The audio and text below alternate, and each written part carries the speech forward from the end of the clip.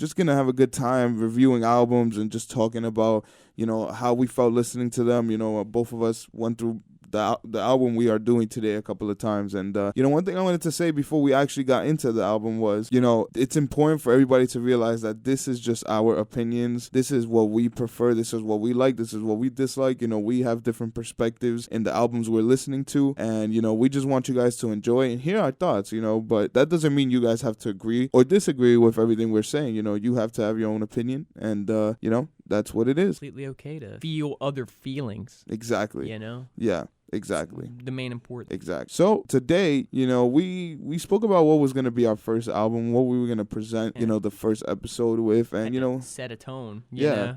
Exactly. And we were trying to think of something that wasn't like new or something that wasn't particularly not popular. So we decided to go with Currents by Tame Impala, 2015 album. It's their third album. Basically, if you don't know who Tame Impala is, it's basically Kevin Parker. I think that's his name. Kevin Parker. He records everything. He records the synths, the drums, everything. He records them by himself. But when they go on tour, obviously he has his tour band and he has his people. So that's what it is. Tame Impala is basically Kevin Parker, and this is their third album. Probably their most popular album in my opinion, from what I've seen. I've heard the most. Exactly. Yeah, and it has one of probably their most popular song in the album, which we'll get to. But we were like, I was just like, hey, have you listened to Tame Impala before? And Chance was like, a little bit, and I was like, why don't we just rock with this one? It's a pretty reliable first start. We're trying to look at craftsmanship of the music. Yeah. And this dude puts so much fucking time into stuff he releases. You can tell. Yeah, So exactly. I thought it'd be a good way to set it. Exactly. Yeah, and that's the vibe. Yep. It's true. And for me, and I'll ask Chance this as well, Tame Impala was always that group, you'll hear in videos and some stuff in the radio sometimes, but you never actually sat down to listen to an album. At least for me, I never actually sat down to listen to one. This was my first experience, just sitting down and being like, okay, a Tame Impala album. Exactly, I've heard them all over the place. Exactly. I'm kind of familiar, but it's this is a different experience because I got to see how they kind of 100% carry a whole production. Yeah. How they pace it and stuff. Because to me, listening to one song is different from listening to the album from beginning to end, you know? So, it was really cool for me because I sat down 3 times. I sat down once when I was playing PlayStation, which doesn't really count because you don't really absorb. But twice I was just sitting in my bed and, writing notes and, really making sure that, what I was going to say today, made sense. And, it was really an experience. It really was. I enjoyed this whole little week's got me listening to music again, honestly. Yeah. I mean, I'd always listen to music and I love music, but it was cool to just a deep dive on an album and really stew on it and decide how I felt about it. Yeah. It's pretty cool. It was, honestly, when you have this kind of, objective that you need to get done where you are reviewing an album, it kind of brings this different flair to music to me, at least, Yeah, I was approaching it kind of differently than exactly. Exactly. So the way we're going to do things, just for you guys to get a feel, we're going to go through song by song because, some reviewers, they skip over songs and some people in the comments are like, oh, why didn't you do that song? Why you didn't talk about this song? We're going to go through every song and we're going to give our thoughts on the song and say, if we liked it, if we didn't, and just go through the whole track list. Then afterwards, we are going to give our ratings. Yep. One of the ratings is going to be called the Mozart rating. Absolutely. And the other is going to be called the Hippie Stallion rating. Exactly. Whatever it is. Yeah. And then after that, we will be doing a combined rating. Yes. So taking our scores together, because it makes sense and it puts it, it makes it a duo type of thing. A nice average. Exactly, yeah. So I'm very excited because I haven't heard Chance, and that's another thing. We're coming in raw. Yeah, we barely spoke about the anything about our opinions on the album before recording this, which I thought was important. Yeah, because it brings this first reaction type of sense to it, hearing each other talk about it. So it's really gonna be an interesting episode, and I'm excited. So we're gonna start off, with the first song of the album, which was called "Let It Happen." Now, Chance, I'm gonna let you take, the wheel. Dude, I thought this was a very if you're gonna open an album, this is the type of fucking song you open an album with. Dude, it just comes in hot. Yep. And not only does it come in hot, but it establishes this awesome melody, and then it just takes you on this journey, bro. Dude, it's insane to me because, as you know, as you're a music producer, it's you can take a melody and then you can shift to a different melody that has none of the previous notes, but it all kind of, and this dude, his point A and then his point B, C, D, like there is so different that it's like, how the fuck did he end up there? Like this song went on such a journey. Yeah. By the end of it, was like genius, bro. It was like insane. Yeah, like like what I have here on my notes, it's a great opener. Yeah. Like it's the way. Like I feel like when you hear the whole album, this is like the perfect opener, like to what is presented through the whole album. 100%. Yeah. And I feel like it's always important that you don't just throw a random song in the opener. You need to have a song that sets the precedent. And I feel like this song really did that. The synths are freaking insane. The way he uses the synths, the synth leads and the synth pads and everything was just freaking bizarre. And one thing I will say, and this is gonna be shown throughout the whole album, and it's kind of hard for me because this is what I always look for in an album. Mm-hmm. The drums and the bass throughout the whole album are freaking insane. And they're great. They're produced. They're mixed freaking perfectly. Now, what that does for me is that it kind of like sets this thing like, okay, it's so good, but am I going to forget about the bad of one of the songs? Like, oh my God, like I'm just thinking about this, because I'm a drummer first. So I'm always trying to hear the drums. So when you have great drums, it kind of makes you forget about the bad stuff of the song. Mm-hmm. But like, I really try to get into the mindset of like, okay, hold up.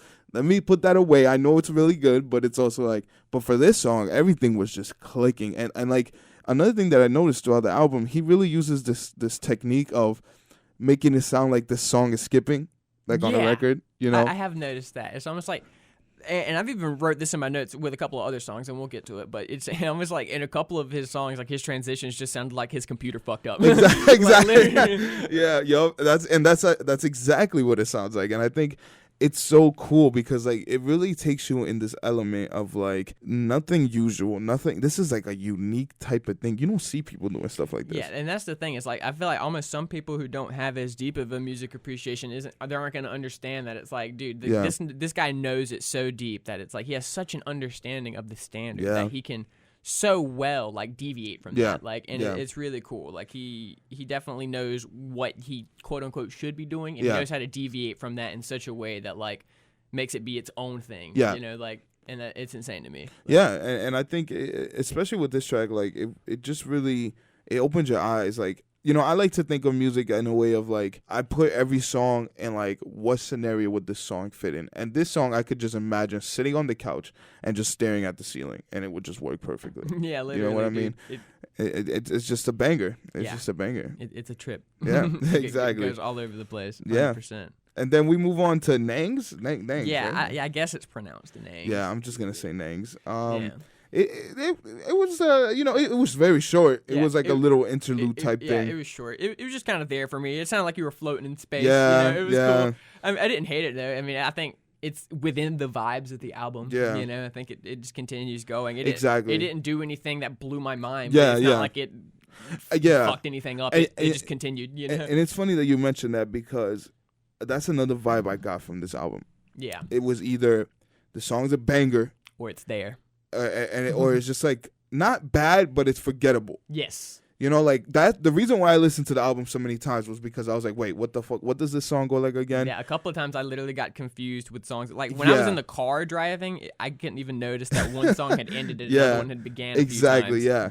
And like I said, it's not a bad thing. Yeah. It's just like it's just there. Like and the album is gonna have those songs that are just like fillers in a way, like they're just there because it kind of bridges the album. And with this song, like the drum groove and the bass line were killing like always, and I'm gonna say it for every song pretty much. But the vocals were a little weird, but I loved how he was modulating the keyboard. Like it would just go like it would do that thing that was really nice. And I think it was like a nice little bridgeway from Let It Happen into the next song. I mean, from there, and then you're going on to The Moment, which is the next one. Yeah, and one final touch on the things is that I just love orchestra stuff in this kind of music. Yeah, dude, and he kills it. It always just comes in so nice. He kills it, yeah. But The Moment. What you thought about it? Yeah, it like literally the name of the song is so perfect. Yeah. Because if you look at it's like literally a moment. It rides this groove, and like the moment literally is the moment until it's over, bro. Like it literally just it comes in with some nice chords, and just kind of like rocks and rolls. It's kind of they hit a groove and just stays in that groove for the song. I thought it was pretty cool though.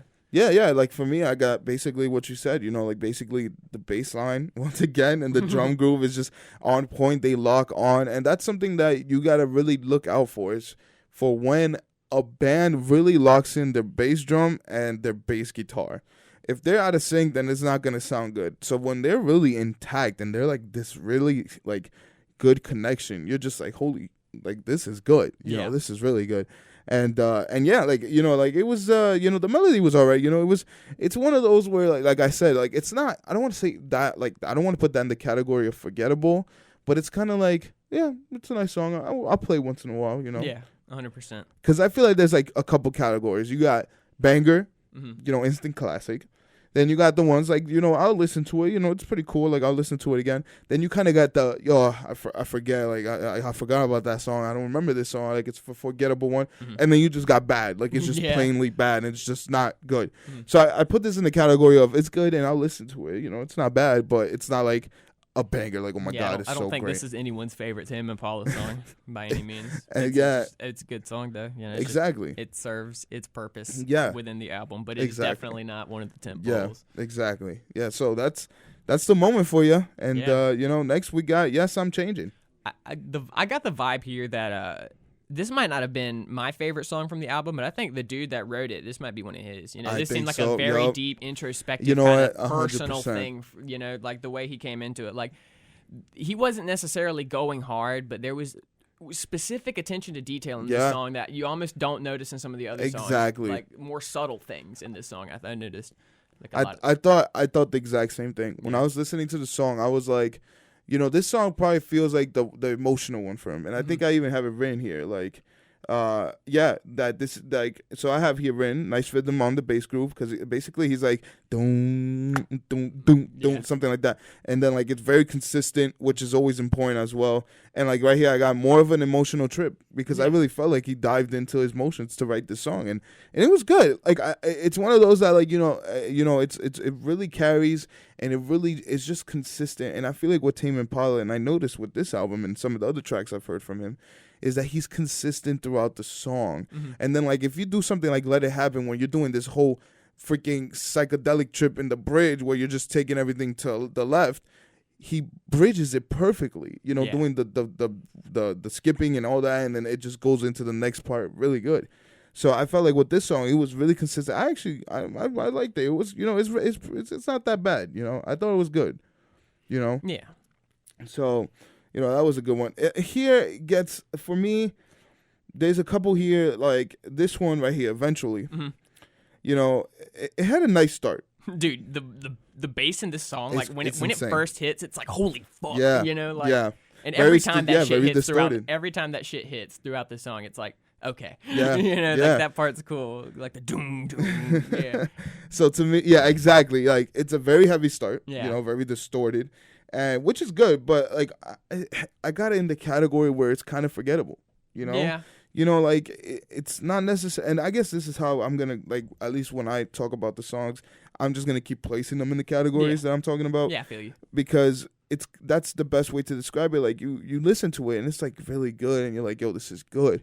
But then when you go to the next song, you kind of just forget what you just listened to. Yeah, I understand that. It was like one of those things where every time I listened to it, I thought this was one of the better songs of the album, but by the end of the album, I had forgotten about it. So yeah, exactly. Yeah, it's like really, really good bass in it, but I don't know. It's just kind of there. Yeah, and one thing I forgot to say about Yes, I'm Changing. I don't know if you noticed, but towards the end of the song, he starts doing this thing where he's holding the note out, and it actually sounded really good. Dude, like, it sounded like really pretty. Yeah, he was like really. That I forgot to mention that, but that was one of the highlights for me of the song. Yeah, literally. And Yes, I'm Changing. One of the notes I had literally was that he sings beautifully. Exactly. in this one specifically. Yeah. Like he tries way hard to sound like exactly nice. And eventually, like I wrote down like the chord progression flows really well with the bass line, and I feel like that's so important to have like a chord progression that fits with what the bass and the drums are doing. And I feel like, Kevin really nailed it, and he really did well. And I think, it's a pretty decent track. It's not that bad. And then we go to Gossip. Yeah, that's just a neat little interlude, I think more interludes in albums, I like interludes. I think they set up, especially because the song it leads into, Oh yeah. Like when you listen to it, it's a nice setup, bro. Yeah. It's like Like when you're at a concert, it feels like the dudes are putting their fucking drums and pulling the guitar out on stage. Like I love interludes, dude. Like I think more interludes in songs should be a thing.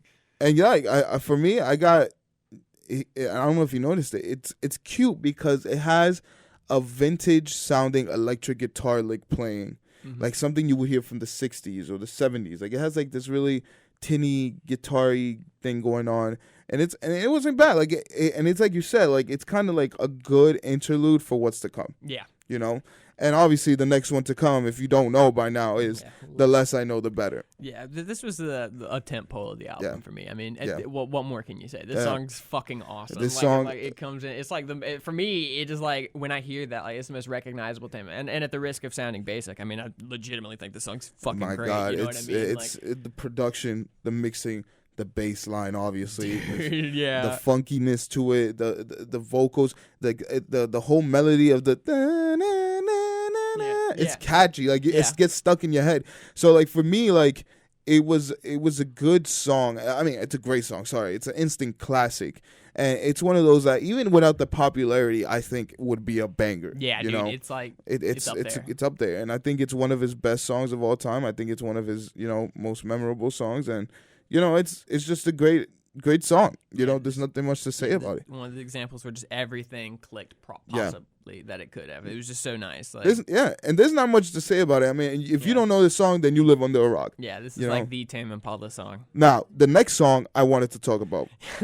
Okay, yeah. Me too. Yeah. So, Past Life. My opinion is that if it wasn't for the stupid deep voice, the song would have been a banger. I like the groove. I like every time he would come in with the chorus with him singing. And I forgot, like, I'm not exactly remember how it goes, but everything was good about it until I just kept hearing that stupid voice. Oh, I went to the dry cleaners. I'm just like, bro, shut up. Yeah, this song coming after the song that just played was a giant miss for me.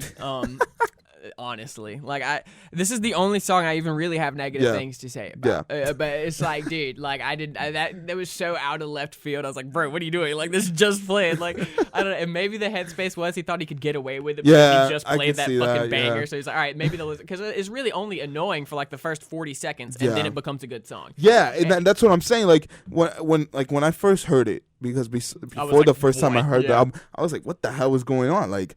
It's not an interlude. It's a straight song. Yeah. And like I said, like I understand he's trying to tell a story. He's trying to, I don't know what the hell. But I don't for know. me, if you literally take out that deep voice and you just let the song play, it would have been a banger. Yeah. Like the way the bass comes in, like with the burn. Like I heard, like, and I read it online that in the concerts when he would do it, when that bass note would hit, the whole place would just shake.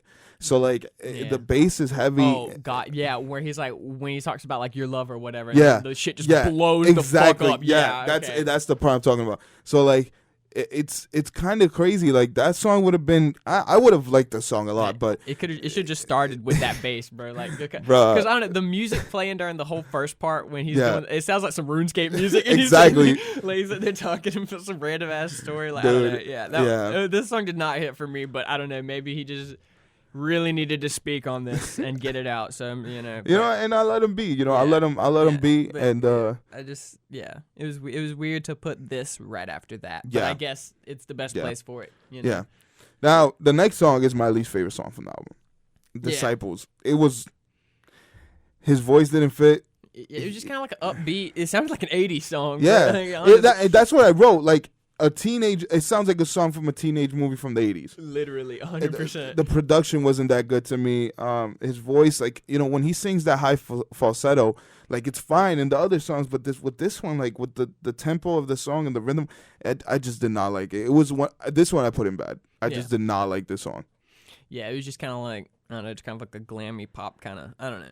It's like, when I listen to Tame Impala, it's like I expect that kind of like, that hardness with the softness of his voice, and this one was just kind of a soft song. I don't know. It felt like something that would be playing like in a teenager Disney movie or something. Yeah, literally. So like I didn't really like it. That's the only song in the album, and I'll tell you now from the rest of them that I put in bad. because I was like, okay, I don't want to hear this again. I'm sorry. But next song, this one, because I'm a man. Yeah, I found this one to be the other high point of the album. Yeah, for me, honestly, I like the vibe of this one, and it kind of just goes on that jive again, and really, I don't know, it's such a nice groove. Yeah, I don't know. I really like the chorus. 'Cause I'm a man, woman. Like, it's a ballad. I don't know. Something about it, and I think it's really, when you construct a great melody line, it just bangs and it just sounds great. And I think this song, he really nailed it. Like, I got right here. Obviously the bass and drums is very catchy. The chorus melody is very good, which is the part I kind of just sang. Yeah. And it's a good album song. Because there's songs that are, and that's why I think people, like famous people, are kind of good with releasing singles, because they can distinguish what's a single and what's an album song. Yeah. You know what I mean? This is definitely album music. If you would have dropped this as a single, I would have been like, but as an album song, I think it fits. I think where it's placed is very good, and I think it's a great song. Yeah, and it kind of gets things back on track, in my opinion. Exactly. And that's no pun intended, because he has a song called "On Track" in another album, but we're not going to talk about that. But so next song we got "Reality in Motion." Yeah, this one also kind of sounded like an 80s song. Yeah, I the only thing I kind of complained about was it sounded like a lot was going on at the same time. Yeah. Like, you heard synths, you heard guitars, you heard him singing, you heard the booming drums, you heard the bass. Like, it felt a little muddy at some points. Yeah. I wasn't really, the only thing I really liked, and this is like such a minor detail, and this is the percussion side of me talking, was there was like a shaker in the background, like tick, tick, tick, tick. That's like I love when they do stuff like that. Yeah. And it, very solid drum fills, and it had a nice ending. This song was decent, Yeah, I liked it. This is not in a negative way, but this is the song I wrote. I pointed out that the ending of it just sounds like his computer crashed. Exactly. Yeah, and that's where, because when you notice it the first time when you listen to Let It Happen, because it happens for a good like 30 seconds or even more. Uh-huh. And then when it happened again in this one, that's when I wrote, this album has that feel of glitchiness. Yeah. And he does this thing where like he skips it, and I like that, because it makes you genuinely think, is my CD okay? Is my thing acting up? And it just brings this really cool vibe to it. Yeah, I like it, because then it kind of like naturally progresses through the crash almost. Yeah, exactly. Yeah, and then now we got Love/Paranoia. This seemed like another introspective piece to me. Yeah. Another one where he was just really going in on his feelings and shit. A lot of attention to detail, but I feel like it was way more for him than us. Yeah, I have it written here. Very forgettable. It's really like, just like you said, it's more for him, and it's more just for the album, and it's all right. It's consistent, but in a boring way. Yeah, I found myself kind of wanting to skip it. Yeah, me too. Yeah, me too. Now, the last one. Yeah, new person, same old mistakes. What is your opinion? I am of the opinion that if we're looking at this as an entire album, and you look at the note that Let It Happen opens on, this is a very strong way to wrap it up, because once again, it's a solid piece that goes over a bunch of different melodies. It's all over the place. And if you look at the ending of the song with just the lyrics, if you look at the whole message, it brings the whole story of the album to a close, I think, in a really good way, because he's kind of I don't know, the whole album seems like he's talking about all these different introspective things and interactions with people, and then at the end he's kind of fuck it, So, yeah. Well, I'll one up you, man. I think it's a classic. I think for me, it's a great closer, and the drums with the hi-hat opening and everything, it's such a winner for me. And that bass line, the dun dun dun dun dun dun, it's just it fit perfectly, and that melody line gets stuck in your head, and the synths are just going off, and the chorus when he's singing those high notes, and Rihanna actually did a cover to the song, and she put it in her own album, and it's all right. I mean, I prefer his voice, but he just kills it, and the bridge as well. The thing I wrote here is that they're so good. His vocals are very good, but the bridge is also very good, because it takes you into a song during a song. Yeah. Because the bridge is kind of he changes the pitch. It kind of sounds like an old school type of thing, and then it sounds different, but it fits. Yeah, it's insane how it's It's like he's got some crazy shit with the circle of fifths pulled up on like a chart. Exactly, like yeah. he's sitting here like, I don't know, exactly. dude. Like there's like math formulas to Exactly. get where he got. Like it's ridiculous. Exactly. So I think it was a great closer. It was a great closer. Yeah, I think as far as like you look at the album and like this whole thing is a nice package. And some of the songs are kind of like ones that give the album personality, and other ones are kind of like writing that personality. And I think if you look at this entire album, it's like that first song, "Let It Happen," and then like "The Less I Know, the Better," and then this song, like being the beginning, middle, and end almost creates such a nice package for the other songs to be around. Where it's like. You almost want to listen to them other songs no matter what because of what's there. Exactly. I agree. I think this album for me is one of those where it's like it's either you listen to the whole album or you just listen to the 3 singles, which are the ones you just mentioned. 100%. It's kind of hard to listen to the other ones when you don't have the beginning of the new song playing afterwards, or the ending of the song before it playing before it. Yeah, 100%. So I think that it's a consistent album, but it just has a lot of forgettable ones for me. Yeah, 100%. Like you wouldn't go through Past Life on at a party. Yeah. Yeah. Exactly. Well, here comes the moment of truth. Chance. The moment of fucking What truth. is the hippie stallion rating of the Currents album? My official take on Currents by Tame Impala, I'm going 4 out of 5. Wow. Baja Blast. Okay. Yeah. Okay. That's honestly how I feel. I really had to stew on it, but I think I can comfortably give this a 4 because this is our first score. This is setting a precedent. For you can't do 4 out of 5 and then like next week some album comes out that fucking sucks and gets a 5. So I feel like a douche now because the Mozart rating is 3 out of 5. Yeah, but that's understandable. And one thing you'll notice throughout these episodes is I'm very picky and I nitpick every little detail. So for me, I give it a 3 out of 5 because the bangers were bangers. Yes. Great bangers. But the forgettable ones are really, like, even right now, reading the notes, I forget how some of these even sound. 100%. So, like, and I've listened to it enough to, memorize some of them. So, to me, 3 out of 5, and it's not bad. 4 out of 5 is, like, almost good, and then perfect is 5, obviously. Yeah, of course. So, I'll give it a 3 out of 5, and I'm good. I'm happy with that. I'm at most maybe a 3.5. Yeah. Because literally, like the fact that you said at most 3.5. Because literally, when I was doing it, I was like, should I go down to 3.5? Because I wanted to take a point off. I couldn't. Like this album was not like perfect, but I mean that's absurd to act like an album's gonna be perfect. Exactly. Like it's gonna. I feel like maybe 1 or 2 albums the entire time we do this might get that. Exactly. Because this is by no means a bad album. You know what I mean? No, like, it's not. Fucking awesome. In my opinion, but like I was thinking like an 8 out of 10, so 4 out of 5. Yeah. Kind of my headspace. For me, it's 3 out of 5, 7 out of 10. Yeah.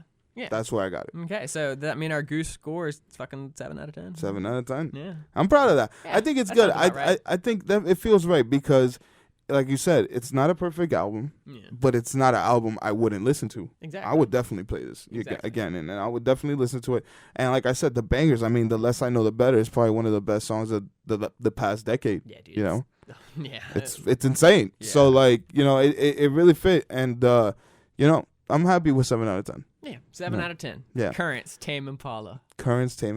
And ladies and gentlemen, that concludes the first episode. Yeah, that's that. First album. And, obviously, like, if you have any recommendations in the comments, let them know. Yeah, send them on. Yeah.